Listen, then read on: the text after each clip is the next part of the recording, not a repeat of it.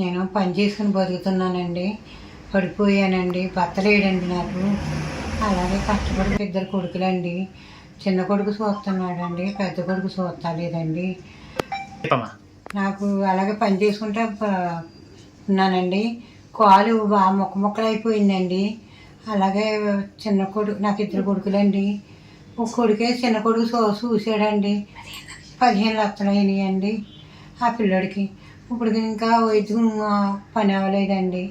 పెద్ద కొడుకు అసలు చూస్తలేదండి. అసలు ఆ పిల్లోడు చూడాలి.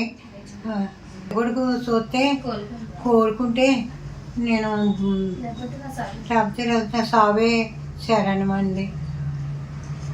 కొడుకు చూసాడండి. పెద్ద నాకు ఇప్పుడు దాకా చిన్న కొడుకే చూసాడండి. పెద్ద కొడుకు చూడలేదండి. అది చూస్తేనే నాకు శరణం అండి. నాకు దారి ఏమి లేదండి. వాళ్ళకి ఇద్దరు కొడుకులండి. ఇద్దరు కొడుకులు అయితే పెద్ద కొడుకు అబ్బాయి 20 సంవత్సరాల నుంచి చూడట్లేదండి. చిన్న కొడుకేమో ఆయన ఫస్ట్ నుంచి ఆయనే చూస్తున్నారు. అప్పుడే 15 లక్షల వరకు ఖర్చు పెట్టారు చిన్న అబ్బాయి అండి.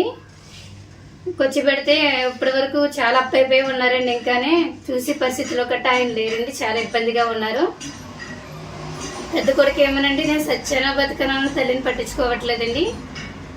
ఆవిడకి వైద్యం అందాలని మేము కోరుకుంటున్నామండి.